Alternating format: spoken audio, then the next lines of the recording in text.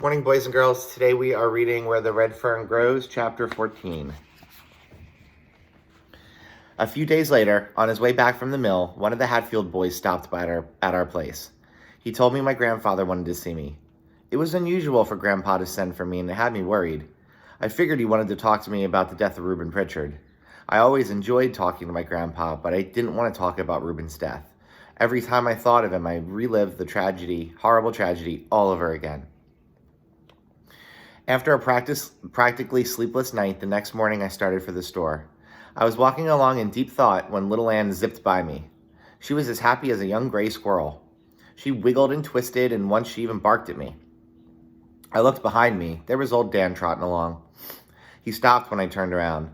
Little Ann came up to me. I scolded them and tried to explain that I wasn't going hunting, that I was just going up to the store to see what my grandpa wanted. They couldn't or didn't want to understand. I picked up a small stick and slapped my leg with it. In a deep voice, I said, "Now you go home, or I'm going to wear you out." This hurt their feelings. With their tails between their legs and trotting side by side, they started back. Every little way, they'd stop and look back at me. It was too much. I couldn't stand it. I began to feel bad all over. "Well, all right," I said. "Come on, you can go. But Dan, if there are any dogs around the store and you get in a fight, I won't take you hunting for a whole year, and I mean that." Although I know I didn't. They came running to me, tickled to death. Little Ann took to one of her silly spells. She started nipping at the long red tail of old Dan. Not getting any reaction from him, she jumped over him. She barked at him. She wouldn't even look at her. He wouldn't even look at her. She ran around in front of him and laid down on the trail, acting like a cat ready to spring. Stiff-legged, he walked up close to her, stopped, and showed his teeth. I laughed out loud. I knew he wouldn't bite me. I knew he wouldn't bite her any more than he would bite me. He was just acting tough because he was a boy dog. After several attempts to get him to play, little Ann gave up. Together, they started sniffing in the underbrush. As I walked up in front of the store, Grandpa hollered at me from the barn. I went over to him. Right away, he wanted to know all about Reuben's accident. He listened while I told the story all over again. After I had had my say, Grandpa stood looking down at the ground. There was a deep frown in his face and a hurt look in his eyes. His quietness made me feel uneasy. He finally raised his head and looked at me. What I could see in his friendly old face tore at my heart. It seemed that there were more wrinkles than I had ever seen before. His uncombed, iron-gray hair looked almost white. I noticed that his wrinkled old hand trembled as he rubbed the wire stubble on his chin. In a low voice that quivered as he talked, he said, "Billy, I'm sorry about all this. Truly sorry. I can't help but feel in a way that it was my fault." No, Grandpa. It was not your fault. It wasn't anyone's fault. It just happened and no one could help it." "I know," he said, "but if I hadn't called Reuben's bet, nothing would have happened. I guess when a man gets old, he doesn't think straight. I shouldn't have let those boys get under my skin like that." "Grandpa," I said, "Reuben and Rainey can get under anybody's skin. You couldn't help that. Why, they get under everyone's skin that gets close to them." "Yes, I know," he said, "but I acted like a fool. Billy, I had no idea things were going to turn out the way they did, or I wouldn't have called that bet." Wanting to change the conversation, I said, "Grandpa, we won that bet fair and square, and they took my money anyway." I saw the fire come back into his eyes. This made me feel a little better. That was the Grandpa I loved. "That's all right," he said. "We'll just forget the whole thing." He stepped over and laid his hand on my shoulder.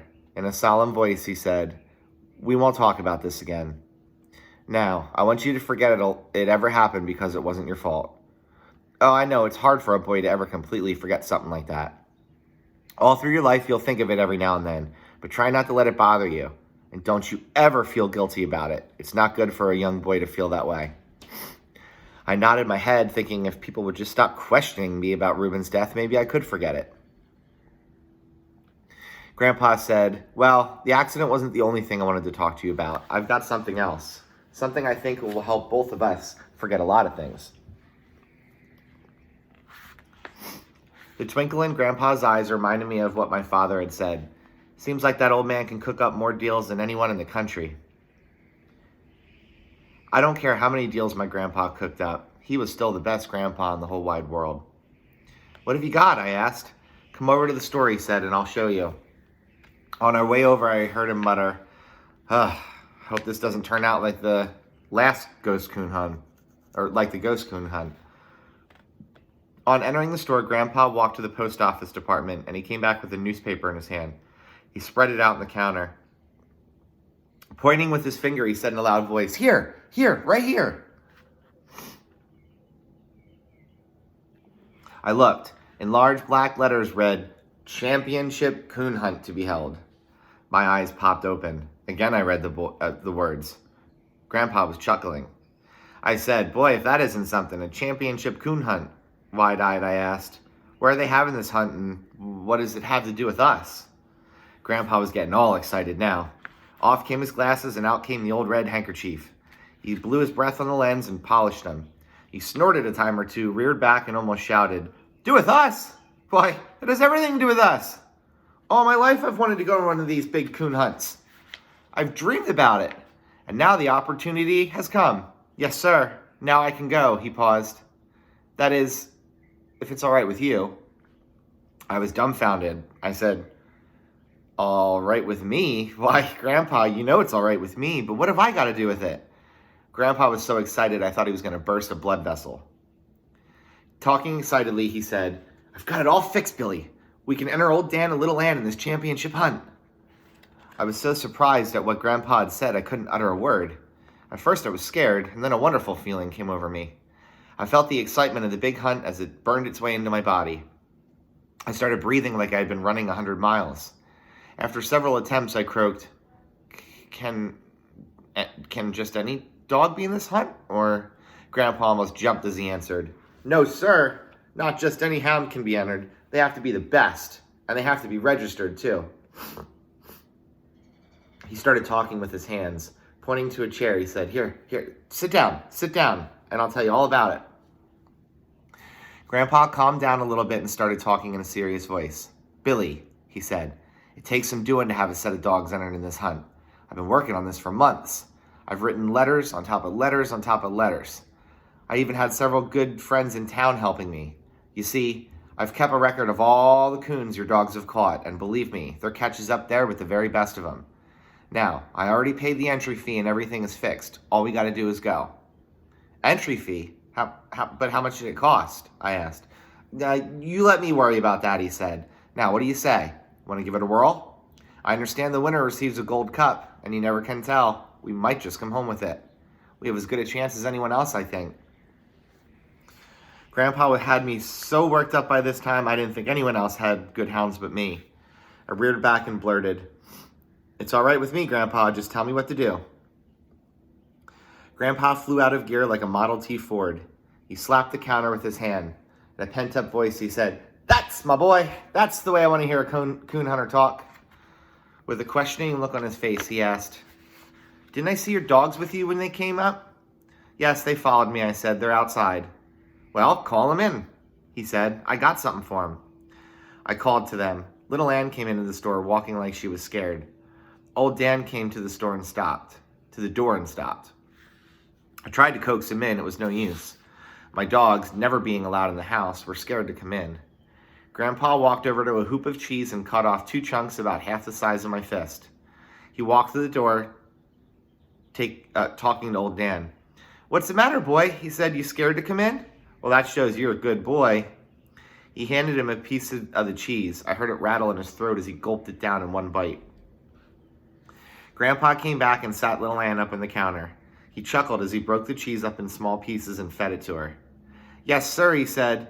I think we have the best darn coonhounds in these Ozark Mountains, and just sure as shooting, we're going to win that gold cup. Grandpa didn't have to say that.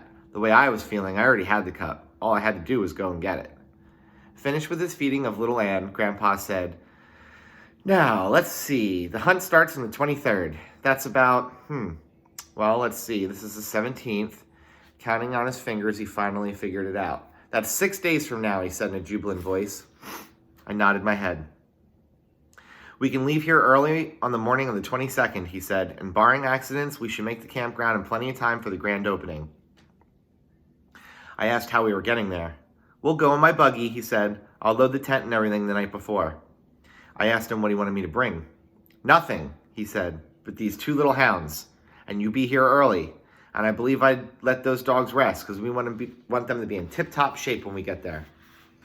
I saw the thinking wrinkles bunch up on Grandpa's forehead. You reckon your daddy would want to go? He asked. As late in the fall as it is, you don't think he's too busy, is he?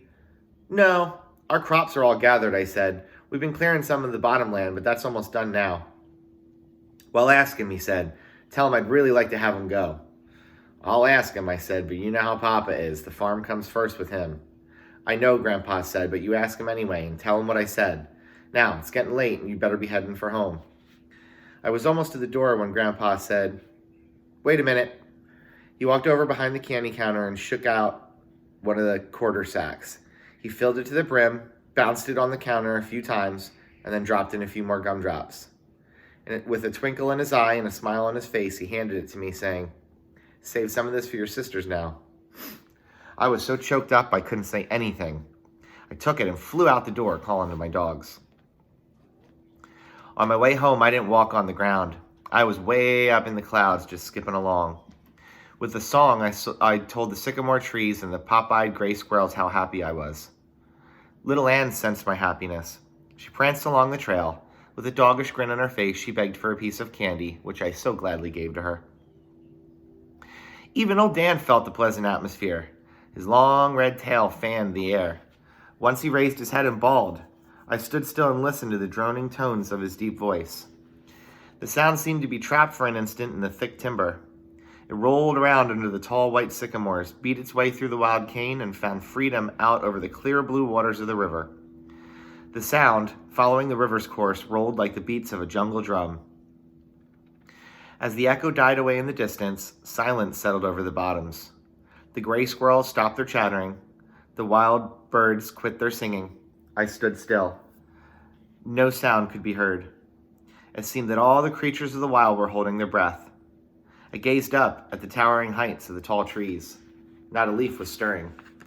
The silence seemed strained and expectant, like a young boy waiting for a firecracker to explode. I looked at old Dan. He was standing perfectly still with his right front foot raised and his long ears fanned open. He seemed to be listening and challenging any creature to make a noise. The silence was broken by the whee of a red-tailed hawk. This seemed to be the signal. All around me, the happy atmosphere resumed its natural state. I heard the of a woodpecker high in the top of a box elder snag. The cry of a kingfisher and the scream of a blue jay blended perfectly with drum-like beat. A barking red squirrel, glued to the side of a hackberry tree, kept time to the music with the beat of his tail. Each noise I heard and each sight I saw was very familiar for me, but I never grew tired of listening and watching. They were all a God-sent gift, and I enjoyed them all. And you'll notice throughout this book that there's a lot of references to God and prayer and things like that. Wilson Rowles, who is the author of this book, is pretty religious. At least that's what I understand, so I think that's where that comes from. As I skipped along, it was hard for me to realize all the wonderful things that had happened to me in such a few short years. I had two of the finest little hounds that ever bawled the trail of a ringtail coon. I had a wonderful mother and father and 3 little sisters. I had the best grandpa a boy ever had, and to top it all, I was going to a championship coon hunt. It was no wonder that my heart was bursting with happiness. Wasn't I the luckiest boy in the world? Everyone was sitting down to supper when I got home. My sisters quit the table for the candy. I told them to divide it equally. The oldest sister asked if I wanted any of it. No, I said. I brought it home for all of you. Of course, I didn't tell them about the 4 pieces I already had in my pocket. They thanked me with their clear blue eyes. I guess it's pretty hard for a young boy to fool his mama. She took one look at me and called me over. She ruffled up my hair, kissed me, and said, "Why, if my little boy's eyes got any bigger, they're going to pop right out of his head. Now, tell me, what are you so happy about?" Before I could say anything, Papa chuckled and asked, "What's going on between you and your grandpa? What are you and that old man cooking up now?" As fast as I could talk, I started telling about the big coon hunt. I told how hard Grandpa had been working to have my dogs entered and how he already paid the entry fee. Catching my breath and looking at Papa, I said, "We're going in his buggy and he wants you to go too." I waited in silence for his reply. Papa just sat there staring off into space, sipping his coffee and saying nothing. I knew he was thinking. Don't mind if I do.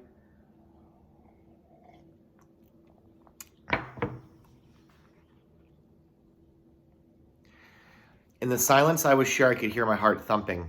I said, "Papa, please go. We'll have a lot of fun, and besides, the winner receives a big golden cup."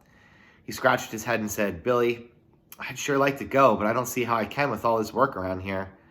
I was beginning to think that Papa wasn't going to go. Then Mama started talking. "Work?" She said, "Why, all the work's practically done. I don't know of one thing you couldn't put off for a few days. Why don't you go? You haven't been anywhere since, I don't know when." "It's not only the work I'm thinking of," Papa said. "It's you and the girls." "Why, don't worry about the girls and me," Mama said. "We'll be all right. Besides, it'll be several months yet before I need any help." Why would his mom, a woman obviously, say that it will be only a couple months until she needs his help anyway? Think about that. Take a guess. What do you think she's referring to? She says it'll be several months yet before I need any help. All right, you're going to find out. When Mama said this, it dawned on me. I had been so busy with my coon hunting, I hadn't noticed anything unusual. Mama's tummy was all swelled up. She was going to have a baby. I felt guilty for not having noticed. I went over and put my arms around her and kissed her. Papa spoke up. "It's sure going to be a big hunt," he said. "I heard something about it up at the store one day." "Grandpa said there'd be hunters there from everywhere," I said, "and some of the best coonhounds in the entire country." "Do you think you have a chance to win the cup?" Papa asked. I started to answer him when the little one piped up. "They can't beat old Dan and little Ann," she said. "I just bet they can't beat them." Everyone laughed at her serious remark. I would have kissed her, but she had candy, cornbread, and syrup all over her face. I told Papa I didn't know how good these dogs were, but there was one thing I did know. If they beat mine, they were going to have to hunt harder than they ever had before. After I had had my say about my dogs, a silence settled over the dining room. Everyone was looking straight at Papa and waiting for his answer. I saw a pleased smile spread over his face. He stood up. "All right, I'll go," he said. "And by golly, we're going to bring that gold cup back too." My sisters started clapping their hands and squealing with delight. A satisfied smile spread over my mother's face. At that moment, I'm sure no boy in the world could have been happier than I. Tears of happiness rolled down my cheeks. Mama wiped them away with her apron. In the midst of all the excitement, my little sister, not saying a word, climbed down from her chair. No one said anything. We just watched her. This is actually really cute. Still clutching a spoon in her small hand, she came around the table and walked up to me. Looking down at the floor, in a really bashful voice, she asked, "Can I have the gold cup?" Pointing my finger under her sticky little chin, I tilted her head up. I smiled as I looked into her clear blue eyes. I said, "Honey, if I win that gold cup, I'll give it to no one but you." I had to cross my heart and hope to die several times before she was satisfied. Back in her chair, she gloated over the others. "You just wait and see," she said. "It'll be all mine. Nobody's but mine. And I'll put my Banty eggs in it." "Silly, you don't put Banty eggs in a gold cup," the oldest one said. "They're made just to look at." That night I dreamed of gold cups, little red hounds, and coons as big as rain barrels. Once I woke myself up whooping to my dogs. The next few days were busy ones for me. Knowing that Papa would be gone for several days, I did everything I could to make everything convenient for Mama. I chopped a large pile of wood and stacked it close to the kitchen door. To make it easy for her to feed our stock, I cut some poles from the hillside and boxed up one of the stalls in the barn. I filled it full of hay so she wouldn't have to climb the ladder to the loft. Papa laid down the law to my sisters about being good and helping Mama while we were gone. The day before we left, I was as nervous as a June bug in a hen house. The day seemed endless. A few of the miserable hours were spent talking to my dogs. I told them all about the big hunt and how important it was. Now, if you don't win that gold cup, I said, I won't be mad because I know you'll do your best. Old Dan wouldn't even look at me. He paid no attention to what I said. He was still sulking because I hadn't been taking him hunting. When I talked to little Anne, it was different. She listened and seemed to understand everything I said. I dreaded going to bed that night. I thought sleep would be impossible. I must have been more tired than I thought I was, though. I fell asleep almost immediately. Old Red, our rooster, woke me up at daybreak, crowing his fool head off. It was a beautiful morning, clear and frosty. After a good breakfast, we kissed Mama goodbye and started for the store. I'm sure there were a lot of coon hunters in the Ozarks, but on that morning, no one could have felt as big and important as I. Walking along by the side of my father, I threw out my chest and tried hard to keep pace with his long strides. He noticed and laughed. You'll have to grow a little bit, he said, before you can take steps that long. I didn't say anything. I just smiled. Hearing a noise overhead, I looked up. The gray ones were winging their way southward. I listened to their talking and wondered what they were saying. Here's another example of how I love how this author writes. He could have just said that, the geese were flying south, but listen to how he describes it. Oh, and the next paragraph after that is even better. Hearing a noise overhead, I looked up. The gray ones were winging their way southward. I listened to their talking and wondered what they were saying. This is one of my favorite paragraphs in the entire book. Listen to how he describes what he's seeing and see if you can guess what he's describing. Looking to the mountains around us, I saw that the mysterious artist who comes at night had paid us a visit. I wondered how he could paint so many different colors in one night. Red, wine, yellow, rust. What does he mean, the mysterious painter or the mysterious artist who comes at night had paid us a visit? I wondered how he could paint so many different colors in one night. Red, wine, yellow, and rust. So he's talking about fall. There's not an actual artist coming. He's talking about the leaves changing colors from green to all those, colors that he described. But mysterious artist who comes at night. Very cool. My dogs are trotting along in front of us. I smiled at the way their hindquarters shifted to the right. Little Anne would jump and bounce and try to get old Dan to play, but the solemn old boy just jogged along, heedless of everything. Papa said, she doesn't even act like a hound. She's bouncing and playing all the time. Why, she acts more like a little pup than a hound. Yes, I know, I said. I've noticed that myself. But you know one thing, Papa? She's the smartest dog that I've ever seen. Some of the things she does are almost unbelievable. Yes, I know, said Papa, but it's still strange, very strange. There's just one thing wrong with her, Papa, I said. Oh, what's that? He asked. You won't believe it, I said, but she's gun-shy. Gun-shy? How do you know she's gun-shy? Papa asked. I didn't know for a long time, I said, until one day when I was hoeing corn down in the field by the old slough. She and old Dan were digging in a bank after a groundhog. Across the river, some fishermen started shooting a gun. It scared little Anne and she came running to me, shaking all over. Aw, Papa said, maybe you just thought she was scared. No, I didn't, Papa, I said. It happened again up at the store one day. Grandpa shot a chicken hawk. When the gun went off, it scared her half to death. No, she's gun-shy, all right. Oh, well, Papa said, that don't mean anything. A lot of dogs are afraid of guns. I know, I said. Watch what he tries to do here. This cracks me up, too. I know, I said, but you wouldn't think she would be that way. I believe if I had a gun of my own, I could probably break her of being gun-shy. Papa looked at me. He said, from what your mother says, you won't be getting a gun for some time yet. Yes, I know, I said. When we reached the store, we saw the team was already hitched to the buggy and standing in front of the store. Grandpa had loaded the tent and several boxes of groceries. I had never seen him in such high spirits. He slapped Papa on the back, saying, I'm sure glad you could go with us. It'll do you good to get out once in a while. Papa laughed and said, well, it looks like I had to go or everyone in the family would have been mad at me. Looking in the buggy, I saw my axe. I didn't think I ever wanted to see that thing again, but for some reason it didn't look like I thought it would. There was no blood on it, and it looked harmless enough laying there clean and bright. Grandpa saw me looking at it and came over. I kept it for a few days, he said. just in case the marshal wanted to come ask some questions. Everything seems to be all right now, and we may need a good axe on this hunt. Grandpa sensed how I felt about the axe and waited in silence for the answer.